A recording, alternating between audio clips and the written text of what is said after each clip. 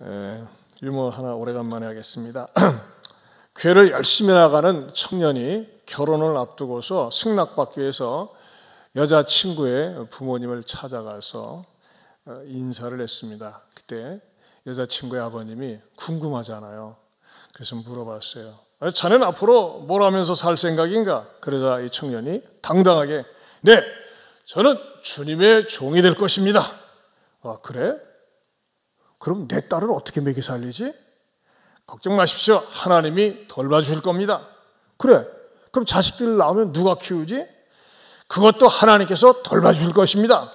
그래? 알았어, 가보게. 그런 다음에 그 여자친구의 엄마가 너무 궁금했어요. 여보, 그 젊은이 만나보고 어땠어? 어떤 사람 같아요?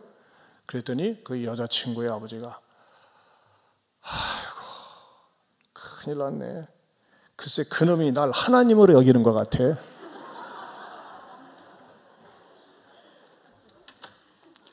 참 이렇게 의미심장한 유머를 하는데도 웃지 못하는 분은 마음에 슬픈 사연이 있어서 그래요. 네, 털어놓으시기 바랍니다. 오늘 어버이 주일로 지키면서 이 어버이 주일에 관한 본문이 전혀 아닙니다. 근데 이상하게 성경을 읽다가 어버이 주일의 관점으로 오늘 성경을 보게 되었어요. 오늘 내용이 뭡니까?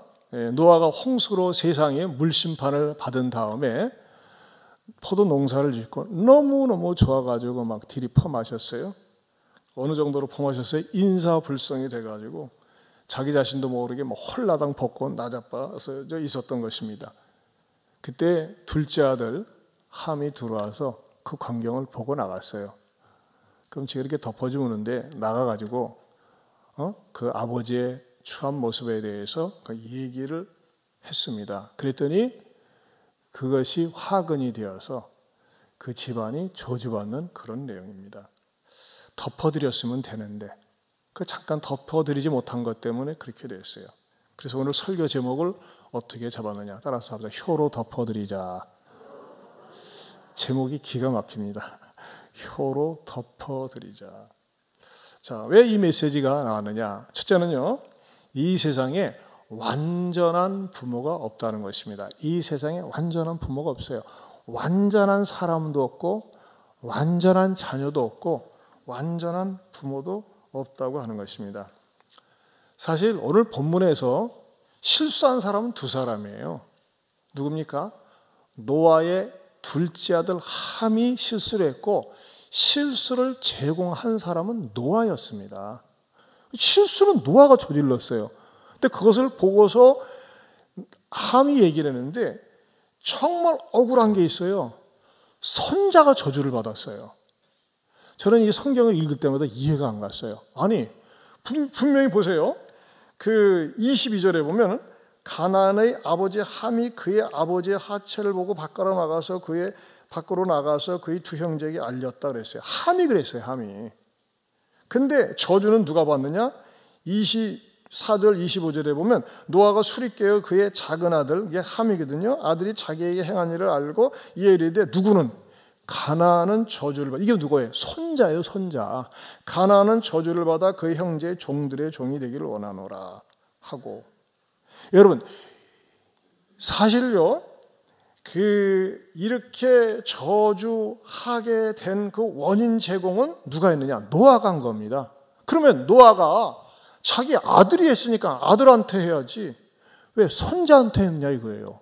이해가 안 가더라고요. 그래서 이해가 안 되는 때는 원래 어떻게 하느냐? 그냥 지나가야 돼요. 그냥 어떻게 하겠어요? 이해가 안 되는데 하나님한테 따져가지고 계시받아서 알 수 있게 안 가르쳐 주세요. 근데 성경을 계속 반복해서 읽다 보면요. 계시, 의존, 생각이 들어갑니다. 계시, 의존, 생각, 사세.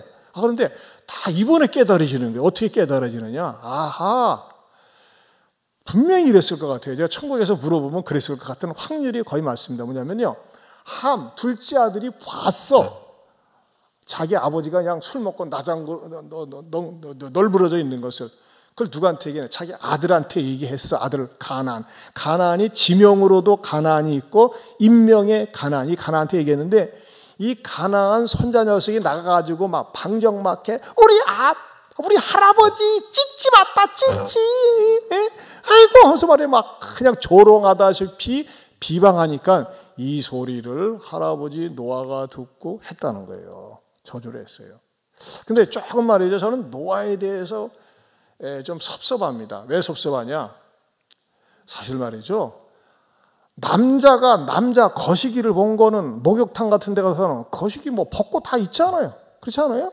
목욕탕에서 하는데 그거 좀 했다고 그래가지고 그렇게까지 하는가? 참 굉장히 아쉽고 서운하기 짝이 없어요. 좀 너무하지 않았는가? 이 너무한 사건이 말이죠, 어떻게까지 발전하는 줄 아십니까? 원래 우리 인류의 시조는 아담과 하와예요. 그러나 인종의 시조는 노아 가족입니다. 이 노아를 통해서 셈 족속이 동양, 또 함 족속이 흑인, 그 다음에 야벳 족속이 누굽니까? 백인, 이렇게 나오거든요. 여러분, 전 세계 어느 종교 교전이나 어떤 책에서도 도대체 왜 황인종, 백인종, 흑인종이 출처가 어디냐 되는 것을 밝혀주는 데가 없어요. 그런데 여기에서 비로소 세 아들들이 흩어져서 인종이 나오는 거예요. 그런데 이것을 악용해가지고 백인종들이 어떻게 합니까? 봐라, 성경의 함의 족속들, 가나안 족속들은 종의 종이 된다고 그랬잖아. 흑인은 노예 운명이에요. 노예 운명. 그래가지고 예전에 어떻게 했습니까? 아프리카에 가서 흑인들을 잡아다가 노예로 팔아먹고, 너희들은 똑같은 사람이지만 기계야 기계 하면서 그것을 합리화시킨 본문이 오늘 잘못된 본문이라고 하는 것이죠. 그리고 여기서 말하자면 너희 봐, 너희는 저주받도록 태어났어. 종이 종이 된다고 그랬잖아. 그러니까 그것을 거부하지 마 하면서 나름대로 지금 푸틴이 자기를 정당화하는 것처럼 했다고 하는 것입니다. 무엇의 차이입니까? 해석의 차이죠. 우리 해석 잘못하면 무서운 거예요. 그러나 분명한 거 하나는, 그럼 여기서 가르쳐 주려고 하는 원 포인트 메시지는 뭐냐? 왜 허물을 덮어주지 않았느냐는 것이죠. 분명히 그것이 추한 부분이 있고 허물이 있었지만은 그걸 덮어줘야 된다. 원래 노아는 말이죠, 틈만 하면 술 먹고 꼬장 부리고 이렇게 하는 사람이 아니었어요. 처음에 등장하는 노아는 어떻게 등장합니까? 창세기 6장 9절에서 10절을 보겠습니다. 같이 보겠습니다. 시작. 이것이 노아의 족본이라. 노아는 의인이요 당대의 완전한 자라. 그는 하나님과 동행하였으며 세 아들을 낳았으니 셈과 함과 야벳이라. 여러분 보세요. 노아는 의인이라고 그랬어요. 당대의 완전한 자라. 대단한 평가 아니겠어요? 물론 이것은 상대적인 평가입니다. 하나님 앞에서 의인이라기보다는 그 당시에 살았던 사람들보다는 좀 낫다. 그래서 의인이요 당대 완전한 자라 그랬어요. 근데 노아도 뭐예요? 완전한 자라고 평가받았던 노아마저도 불완전한 모습으로 우리들에게 나타났고, 또 그것으로 인해서 함의 후손들이 저주를 받았다고 하는 것입니다. 자, 여기에서 이 어버이 주일이라는 관점에서 이렇게 성경을 보고 제가 여러분에게 말씀을 드리기 원하는 겁니다. 여러분, 부모들이 어느 때 완전한 분으로, 절대적인 분으로 자녀들에게 비춰질까요? 아이들이 어렸을 때입니다. 그렇죠? 어렸을 때 부모는 모든 것을 할 수 있어요. 모든 것을 원하면 줄 수 있어요. 거의 완전한 존재로 어린 아이 시절엔 봅니다. 그리고 이 어린 아이 시절을 벗어나서 10대 사춘기로 접어들면서는 부모가 어떻게 비춰집니까? 잔소리꾼으로. 잔소리 좀 그만하세요 하면서 말이죠, 잔소리꾼으로 바뀌어지고, 또 20대 때는 우리 엄마 아빠는 한계가 있어. 그리고 연약한 인간으로 합니다. 30대가 되면 어떻게 부모가 비춰집니까? 계시면 좋고 안 계셔도 상관없어. 유명무실한 그런 존재로 비춰지고, 이제 나이 들면은 별로 쓸모가 없네. 이렇게 비춰지는 게 이 세상의 쇠퇴의 모습이라고 하는 것이죠. 그러나 오늘 성경에서 가르쳐주고자 하는 진리는 뭐냐? 이 세상에 의인이 한 사람도 없는 것처럼 여러분의 부모도 완전한 분은 아니시라고 하는 사실을 수용하고 받아들여야 된다는 것입니다. 완전하지 않는데도 불구하고 왜 부모를 공경해야 할까요? 왜 부모를 공경해야 해야 하는 그런 당위성이 주어질까요? 그것은 무엇 때문에 그러느냐? 부모라는 지위 때문에 그렇습니다. 부모라는 지위. 부모는 뭐예요? 나를 낳아주시고 키워주시고 또 이렇게 성인이 되어서 살 수 있도록 이끌어주시고 교육시켜주시고 훈련해 주신 유일한 분이기 때문에 우리는 부모를 당연히 공경해야 한다는 것입니다. 이렇게 반문하는 사람이 있어요. 그렇게 안 하는 부모가 있나요? 그렇게 안 하는 부모가 의외로 많습니다. 그러나 일단은 부모이기 때문에 불완전하고 약점이 있고 결함이 있지만은 흡족하지 않지만 부모라고 하는 그것 때문에, 부모라는 지위 때문에, 내 부모이기 때문에, 내가 어머니 아버지라고 부를 수 있기 때문에 그렇게 공경해야 한다는 것입니다. 우리가 잘 알고 있는 10계명이 있습니다. 1계명에서부터 4계명까지는 대신 관계라고 합니다. 하나님과의 관계. 5계명서부터 10계명까지는 대인 관계죠. 근데 여러분 놀라운 사실은 이 대인 관계의 첫 번째 계명이 무엇이죠? 바로 내 부모를 공경하라입니다. 그런 다음에 살인하지 말라, 간음하지 말라, 도둑질하지 말라, 내 외의 것을 탐내지 말라, 그런 계명이 쭉 나와 있습니다. 그런데 놀라운 사실은요, 대인 관계에 있어서 첫 번째 계명이 내 부모를 공경하라고 하는 이 말씀인데, 이 내 부모를 공경하라는 이 말씀의 위상이 어느 정도 귀한 줄 아십니까? 살인하지 말라, 간음하지 말라, 도둑질하지 말라, 이 계명보다도 큰 계명이라고 하는 것입니다. 우리가 흔히 생각할 때 도둑질하거나 살인하거나 간음하면 큰 죄 저질렀네, 나쁜 놈이 이렇게 그러잖아요. 그러나 부모에게 불효하는 것은 나쁜 죄라고 생각하지 않는 경향들이 있다는 것이죠. 그러나 성경은 분명히 가르쳐주고 있는 거예요. 도둑질, 살인, 간음 이상으로 큰 계명, 그것이 부모 공경이고 부모를 공경하지 않는 것은 큰 죄임을 그 말씀 속에서 우리들에게 가르쳐주고 있는 것입니다. 그렇기 때문에 우리는 부모를 잘 공경해야 됩니다.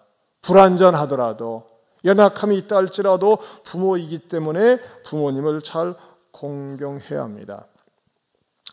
종종 말이죠, 우리가 부모를 공경하는 데 있어서 수단과 방법을 가리지 않고 공경해야 된다고 하는 유교적 사상이 우리 어린아이 시절부터 있었던 것 같아요. 예를 들면요, 그런 게 있었어요. 심청이가 아버지의 눈을 뜨게 하기 위해서 공양미 300석을 팔아가지고 인당수에 몸을 던졌다. 뭐예요? 그건 자살이에요. 자살을 해서라도 부모를 살린다. 그것은 성경적이지는 않습니다. 또 말이죠, 부모를 복양하기 위해서 술집 같은 데 몸을 팔면서 뭐 이렇게 부양을 한다. 좋은 방법 아닙니다. 직업도 선택을 잘해야 됩니다. 그건 효가 아닙니다. 종종 믿지 않은 사람들이 말이죠, 자기 부모님이 돌아가셨을 적에 그 영정 앞에다가 영정 사진을 놓고 그 밑에다가 이렇게 놓고서 고인의 이름을 쓰고 누구 뭐라고 이렇게 붙이는 게 있어요. 누구 신위란 말 많이 보셨죠? 들어보셨죠? 근데 신위란 의미를 아세요? 신위? 그냥 우리는 장례식장에 가면 누구 신이 하니까 그런 줄 알죠? 여러분, 신이라는 말이 기독교적인 관점에서 보면 굉장히 잘못된 말입니다. 신이가 무슨 뜻인 줄 아세요? 순수한 국어사전적인 의미가요, 신이란 뜻은 다 같이 읽어볼까요? 시작. 죽은 사람의 영원히 의지하는 자리예요. 굉장히 위험한 말입니다. 여러분, 신이를 딱 세워놓은 이곳에 죽은 사람의 영혼이 의지하는 자리입니까? 그 자리가? 아닙니다. 여러분, 그렇기 때문에 우리가 예수를 믿는다는 게 죽어서도요, 얼마나 하나님께 영광이 되는지 몰라요. 누구누구 집사, 누구누구 성도, 누구누구 권사, 이렇게 우리는 표시를 하지 않습니까? 때로는 말이죠, 믿지 않은 사람들이 부모님들이 돌아가신 다음에 제사를 잘 지내면 부모를 공경하는 것 같아요. 공경하는 것처럼 보이려요. 끝이에요. 끝. 아니에요. 여러분, 제사상 잘 차려놓고 부모님을 섬긴다고 생각을 하면 제사상을 왜 1년에 한 2번만 합니까? 귀신들이 1년에 2번만 먹으면 됩니까? 매번 먹어야지. 그것도 모순된 거예요. 귀신이, 조상 귀신이 와서 먹을 수도 없고 먹지도 않습니다. 그것은요, 사람이 발상해낸, 만들어낸 거짓 술수입니다. 거짓 영입니다. 제사는요, 부모를 위하는 것이 결코 아닙니다. 우리 그리스도인들은 추도 예배를 드리지만, 그렇기 때문에 제사보다 더 귀한 게 뭡니까? 살아생전에 부모님을 다 복스럽게 모시고 한 번씩 식사 대접하고 잘 공경하는 것이 참된 효도라고 하는 것입니다. 자, 그런 의미에서 두 번째로 언제 어떻게 하는 것이 올바른 부모 공경일까요? 언제 어떻게 하는 것이 올바른 부모 공경일까요? 첫째는요, 어린 아이일 때는 순종을 배워야 합니다. 어린 아이일 때는. 어렸을 때는 순종하는 것을 가르쳐 줘야 됩니다. 철저하게.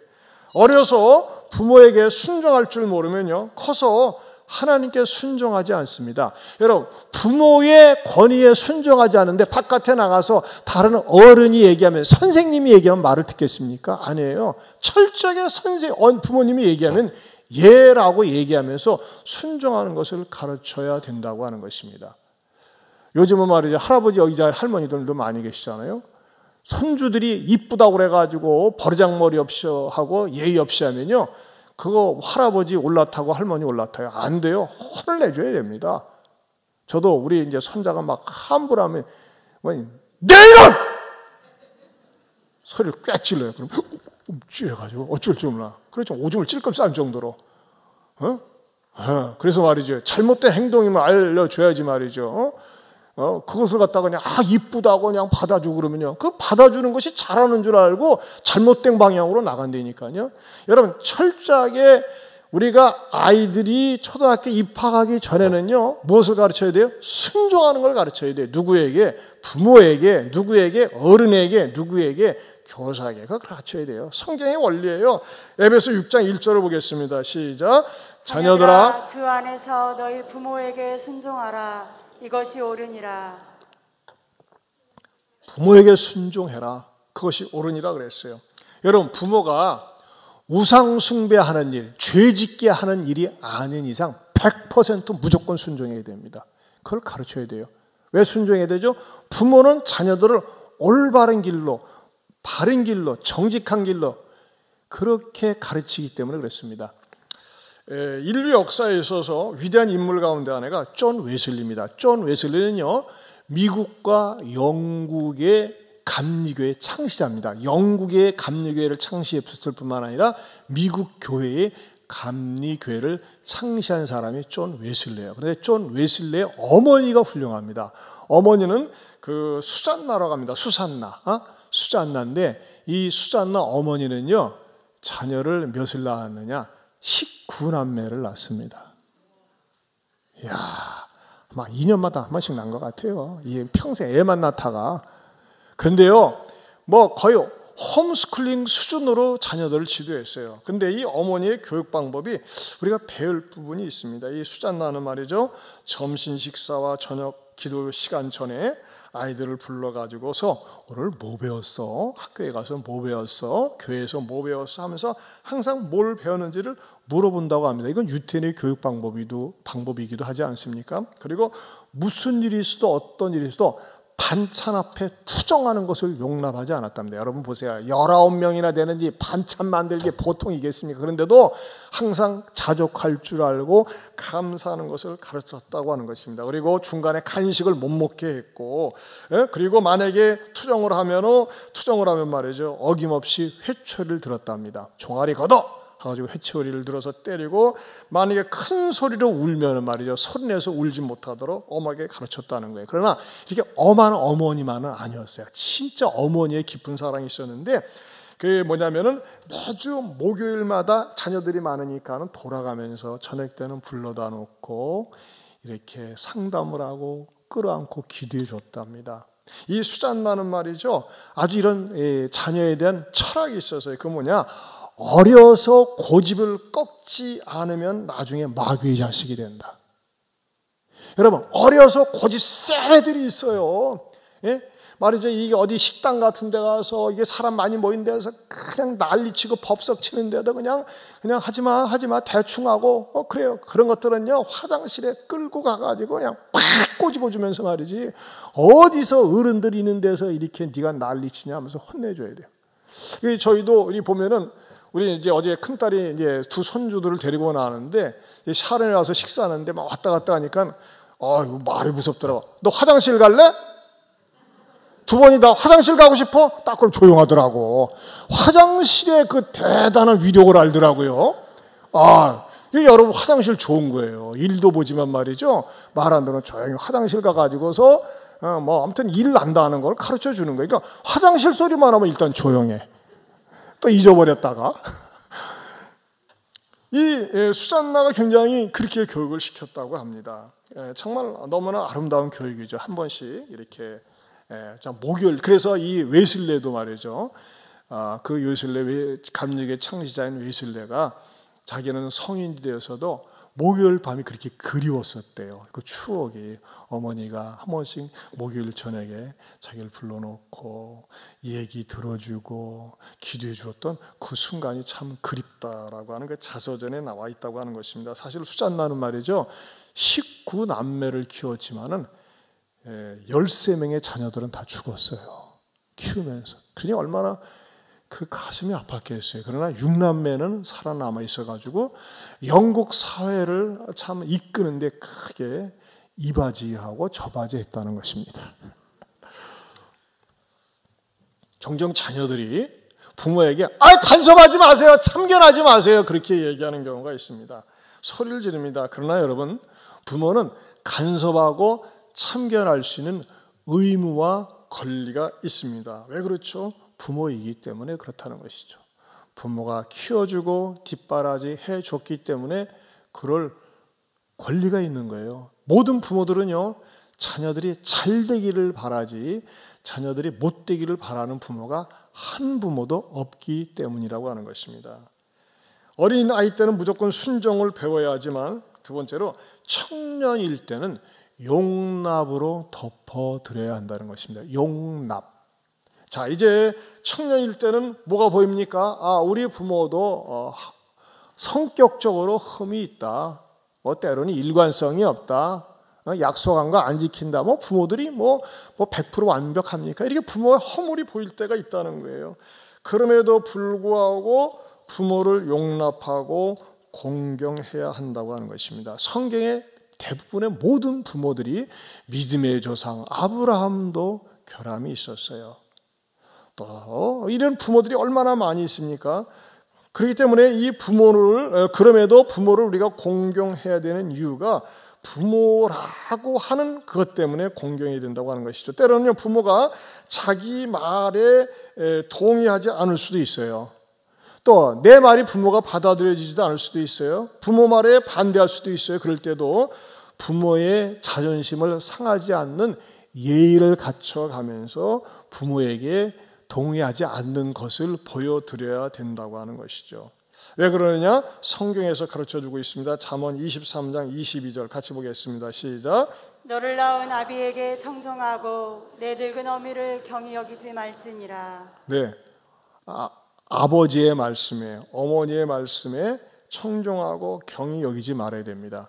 때로는 말이죠, 자녀들이 또 지가 똑똑하고 잘난 줄 알고 부모가 뭐라고 얘기하면 눈을 부라리거나 막 혈기를 부리고 막말을 해야 되는 경우가 있어요.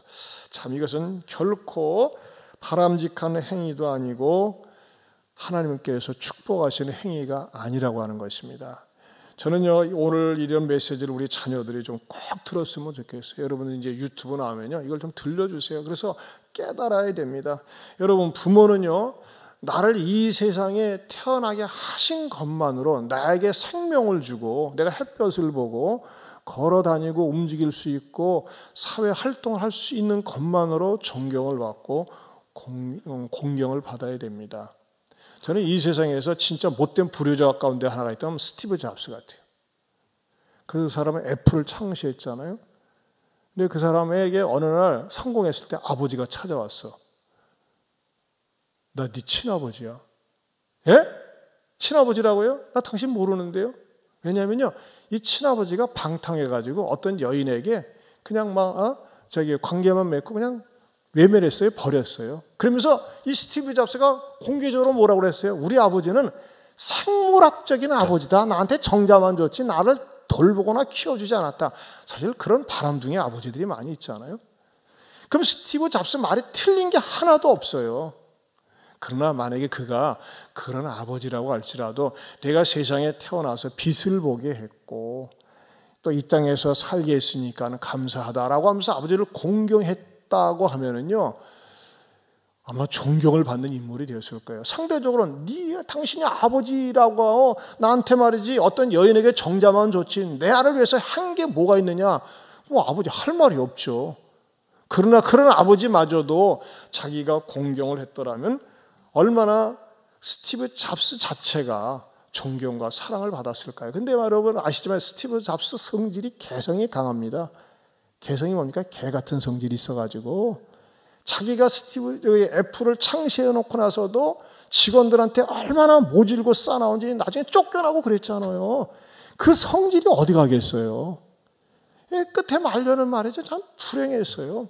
그게 여러분 가정에서 부모의 지도를 받고 양육을 받고 훈련을 받을 수 있다고 하는 거, 또 어르신의 말에 귀를 기울일 수 있다고 하는 거, 또 귀담아 듣는다는 거, 마음이 아프지만 내 영혼을 위해서, 내 정신적인 건강을 위해서, 내 성장을 위해서 주시는 그런 잔소리, 굵은 소리로 받아들일 때 그 사람이 이 세상에서 모나지 않게 자라날 수 있다는 거예요. 여러분, 그런 의미에서 부모들이 여러분들보다 전문적인 지식이 없고 아는 것이 부족하고 또 연약한 부분이 있다 할지라도 부모라고 하는 그 자체 때문에 공경해 드리고 존중해 줄 수 있기를 축원합니다. 오늘이 딱 또 어버이날이에요. 어버이날 여러분 부모님에게 어떻게 기쁨을 가져다 드렸습니까? 저는요, 우리 애들이 이제 이게 자기네들도 다니는 교회가 있고 하니까는 보통 안 내려오는데 이번에는 어떻게 깜짝 쇼를 해서 내려왔어요. 내려와가지고 온다고도 안 하고 딱 보통 몰려가면 전화를 하는데 도착해가지고 왔다고 하는 거예요. 깜짝 놀랐어요. 그리고 말이죠. 어저께 저녁 때는 또 샤론 행복터에다가 가가지고서 좀 와서 식사 좀 같이 하기 위해서 식사하자 하는 줄 알고 갔더니 거기다가 현수막을 이렇게 딱 붙여놨더라고요. 한번 보세요. 참고하세요. 네? 와, 이제 제가 말이죠. 이제 나이가 이제 60이 좀 넘잖아요. 그러다 보니까는 이런 거 이렇게 보니까는 기분 되게 좋더라고요. 허벌나게 좋아요. 그래서 제가 모르겠어요. 당분간 뛰지 말고 붙여놓으라고 그랬어요. 참고하라고, 참고. 여러분, 별거 아닌 것 같지만은 나이가 들면요, 죄송합니다. 솔직히 말씀드려서 아무것도 아닌 사소한 것에 상처도 쉽게 받고 또 마음이 상해요. 그런데 아무것도 아닌 것 같지만 그 사소한 것에 기뻐하고 즐거워하는 게 부모입니다. 그렇기 때문에 여러분, 내가 오늘 어버이날 예배 드리고 오셨으니까, 말씀을 들었으니까 내가 우리 부모님에게 어떻게 깜짝 쇼로 즐겁게 해드릴까? 여러 가지 방법이 있을 거예요. 아니면 여러분들이 샤론에 가서 사진 찍어서 베껴가지고 하시든지 어떻게 하든지 어쨌든지 간에 나의 모습이 말이죠. 부모님을 기쁘게 해드리는 것이, 부모님은요 무엇을 느낍니까? 존재감을 느끼죠. 그 순간이 기쁜 거예요. 여러분, 옛날에는요, 우리가 초등학교 다닐 때는 어버이날을 맞이해서 부모님께 드리는 편지 해가지고 막 강요에 의해서 썼어요. 뻔한 내용이에요. 그래도 말이죠, 그걸 받으면은요, 좋았어요. 숙제로 줬어도. 근데 왜 요즘은 학교에서 그런 거 안 하나 몰라. 참 인성교육이에요. 그런 거 하면 얼마나 좋을지 모르겠어요. 유치부, 우리 선생님들 유치부도 말이죠, 막 글을 갖다가 개발 세 발로 쓰더라도 그런 거 써서 보여주면요, 참 좋은 것 같아요. 엄마 아빠들이 막 사진을 찍고 막 그런다고. 저는 이게 결혼식 줄였을 때마다 젊은이들에게 당신들이 한번 공개적으로 부모님께 감사의 편지를 썼으면 좋겠다, 이 숙제를 줍니다. 근데 어떤 자녀들은 사정이 있어서 못 쓰는 자녀들도 있고, 어떤 자녀들은 부모 여러 가지 사연들이 있어요. 근데 제가 볼 적에는 이 부모 편지를 써가지고 공개적으로 나의 어머니, 나의 아버지, 오늘의 나 된 거, 내가 시집 장가가는 것은 하나님의 은혜면서도 부모님의 이러한 뒷바라지였습니다. 이렇게 공개적으로 할 때요, 정말 감격의 눈물을 흘립니다. 감격의 눈물. 제가 전에도 한번 소개해드린 적이 있는데 설교 준비하면서 다시 읽어도 또 감격스럽길래 여러분에게 소개합니다. 한번 들어보세요. 반주가 딱 이렇게 흘러나오고 제가 읽어드리겠습니다. 사랑하는 엄마, 아빠께 엄마, 아빠, 저 큰딸 희정이에요. 오랜만에 부모님께 편지 쓰려니 많이 떨리네요. 어리고 작았던 제가 벌써 커서 결혼을 해요. 나이는 어리지만 믿고 결혼 허락해 주셔서 감사해요. 이 기회에 오랜만에 부모님께 편지 쓸 수 있어서 감사하고 평소에 편지를 많이 못 써드렸다는 생각에 죄송한 마음이 드네요. 아빠, 항상 저에게 공주라고 불러주시던 우리 아빠, 어렸을 때부터 매일매일 사랑한다고 안아주시던 우리 아빠, 어렸을 때부터 한결같이 뿌리 깊은 나무처럼 든든하게 가족들을 지켜주셨던 우리 아빠, 정말 감사해요. 감사하다는 말을 해도 모자랄 만큼 감사해요. 4년 전 제가 캄보디아에 가겠다고 말씀드렸을 때 솔직히 반대하실 줄 알았는데 그때 아빠는 그때도 웃으면서 그래, 하나님의 뜻이고 내가 하고 싶은 일이면 가라고 말씀해 주셨을 때가 가끔 생각나요. 그때 아빠께서 그렇게 기쁜 마음으로 허락해 주셔서 지금이 제가 있는 것 같아요. 아빠가 항상 웃으시면서 하시는 말씀, 내가 너를 공주라고 불러서 왕립대에 갔네라고 하시잖아요. 이제는 지금 제 옆에 있는 왕자까지 만났어요. 어렸을 때부터 저는 아빠 같은 남자랑 결혼하고 싶었잖아요. 하나님께서 정말 아빠와 성품이 비슷한 왕자를 보내신 것 같아요. 엄마! 내 베스트 프렌드 우리 엄마, 항상 저를 믿고 든든하게 응원해 주시고 조언해 주시던 우리 엄마, 정말 많이 감사해요. 엄마는 제가 어렸을 때부터 저를 잘 아는 제 최고의 친구였어요. 고민 상담부터 이런 상황에 어떻게 대처를 해야 하는지, 어떻게 풀어나가야 하는지 옆에서 조언해 주시던 우리 엄마, 제가 잘못한 일이 있을 때는 누구보다도 호되게 혼내주시던 우리 엄마, 그래도 누구보다도 절 사랑하기 때문에 생각해서 하시는 말씀인 거 잘 알고 있지요. 감사해요. 엄마가 있어서 제가 여태 잘 버티고 자랐던 것 같아요. 엄마가 최근에 하신 말씀 중에 희정아, 네가 하고 싶은 거 해. 엄마랑 아빠는 뒤에서 지원해 줄게. 걱정 마라고 하신 말씀이 정말 감동이 많이 됐어요. 저를 믿고 응원해 주신다는 거잖아요. 훌륭하시고 든든하신 우리 부모님을 만나게 해주신 하나님께 감사드리고, 마지막으로 하나님께 정말 많이 감사드려요. 제가 이 자리까지 있도록 인도해 주심에, 또 믿음의 가정과 한 가족이 되게 해주심에 감사드려요. 우리 같이 주님의 은혜를 누리며 예수 그리스도의 향기와 사랑을 나타내는 가정들이 되기를 소망해요. 엄마, 아빠 제가 많이 사랑해요. 항상 건강하시고 주님 안에서 승리하는 가족이 되었으면 좋겠어요. 많이 사랑하고 존경해요. 큰딸 희정 올림. 그랬어요. 이 희정이가 캄보디아에 가서 얘가 중학교 때 갔나 고등학교 때 갔나 고생 많이 했어요. 근데요, 부모의 좋은 성품을 이어받아가지고 캄보디아 잘 적응하더니 드디어 캄보디아 대사관에 실무관으로, 종시 공무원으로 이렇게 대사관 직원으로 취업됐다고 지난번에 말씀을 드렸지 않습니까? 여러분, 이 희정의 편지 내용 속에 뭐가 있어요? 엄마, 아빠에 대한 사랑과 존경심이 있어요. 여러분, 여러분의 부모님들이 살아계시면 어떻게든지 한번 표현을 한번 해보시면 어떨까요? 또 아니면 말이죠, 부모님 안 계시면 자녀들한테라도 해보세요. 먼저 선수 쳐가지고 나는 네가 이 땅에 있어서 얼마나 좋은지 몰라, 감사한지 몰라 하면서 말이죠, 이 다음에 부모님께 꼭 편지 써줘. 끄트머리에 이렇게 담아가지고 여러분, 나의 존재가 부모님께 위로가 되고 격려가 된다면, 또 부모님이 안 계신 분들은 여러분 주변의 어른들을 이렇게 위로하고 격려해 드린다면 그것처럼 보람되고 가치 있는 삶이 어디 있을까요? 세 번째로, 성인이 되어서는 보호로 덮어드려야 된다는 겁니다. 보호로.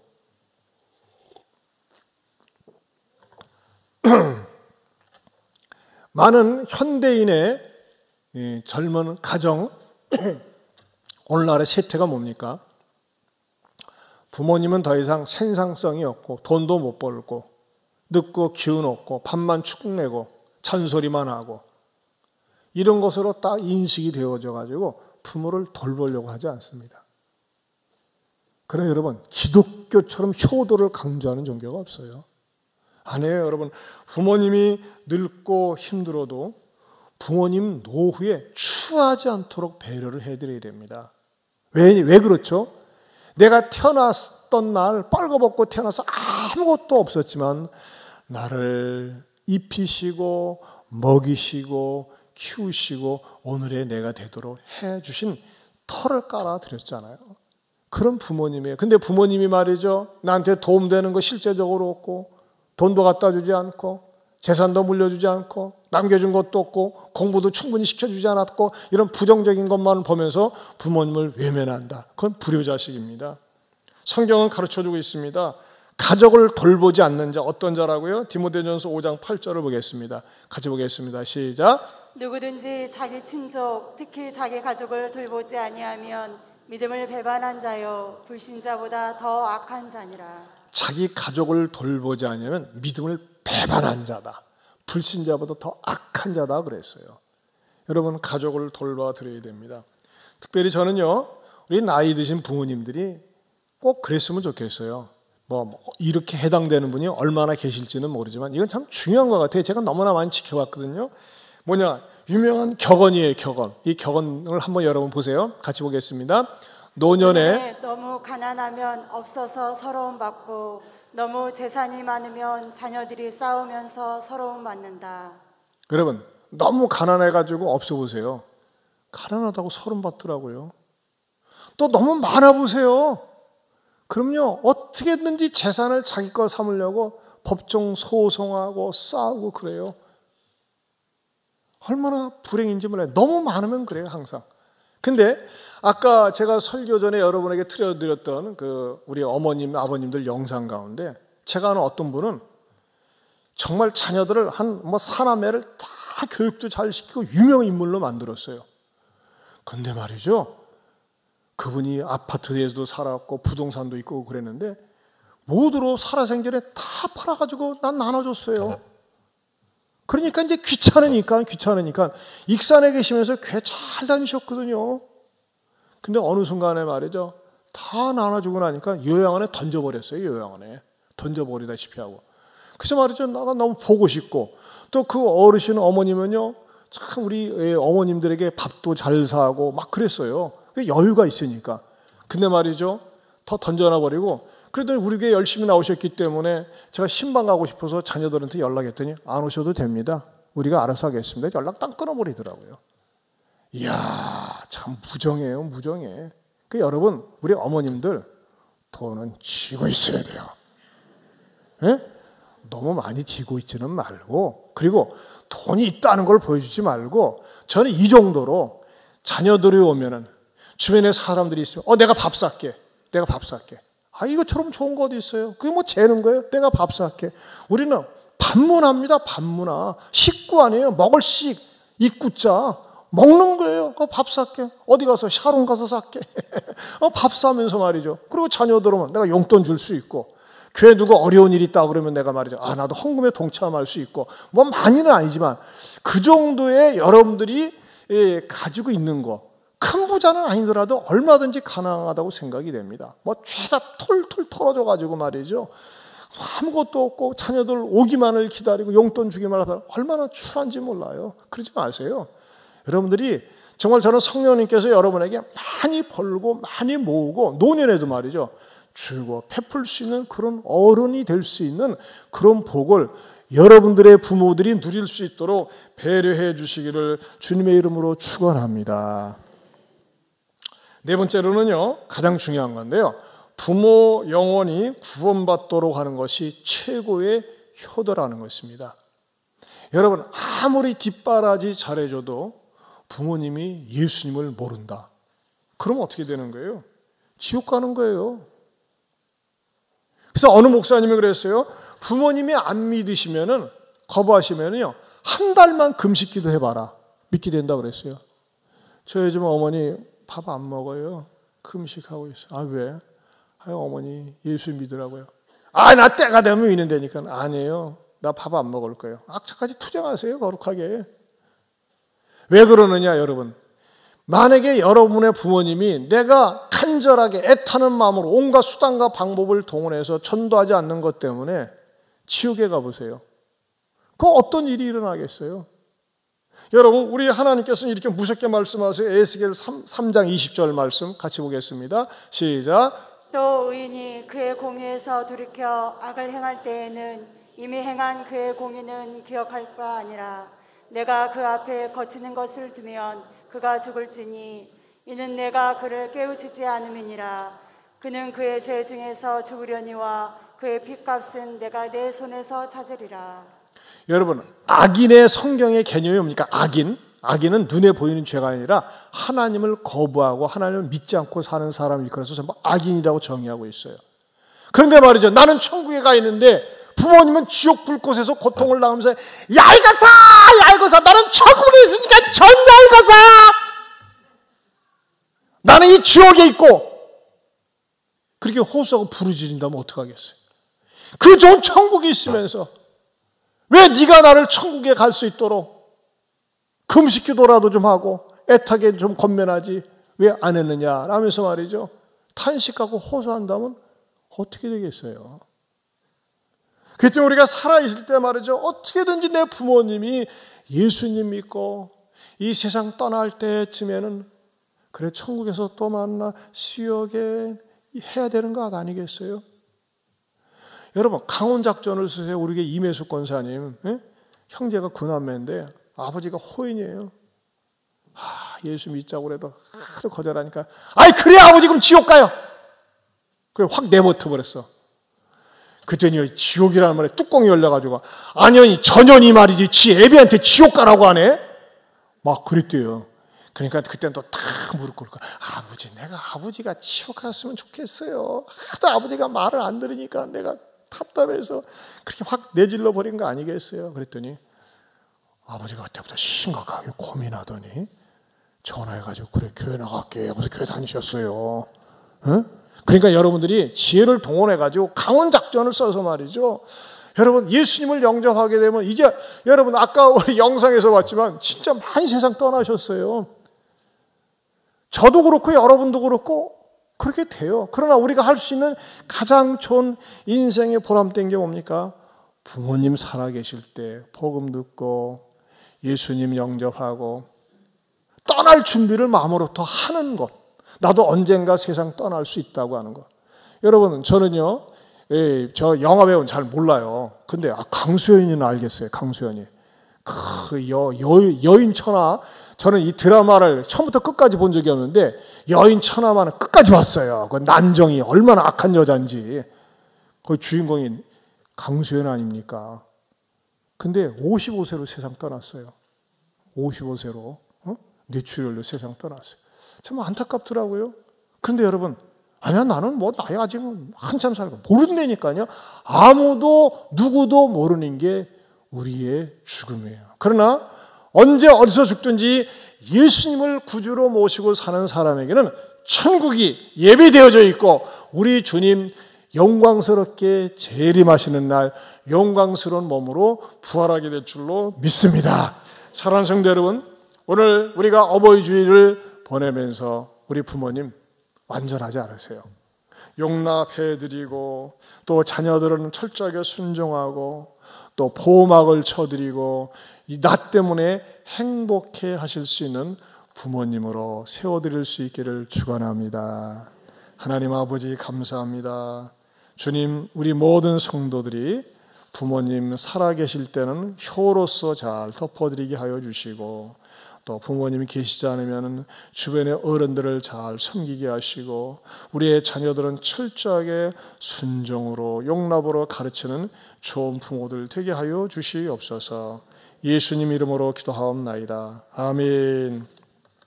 우리 찬송가 579장 여러분 스크린을 보세요. 이 찬송가 제가 개작을 했어요. 이 찬송가에는 어머니만 나와서 제가 서운해가지고 부모님으로 바꿨어요.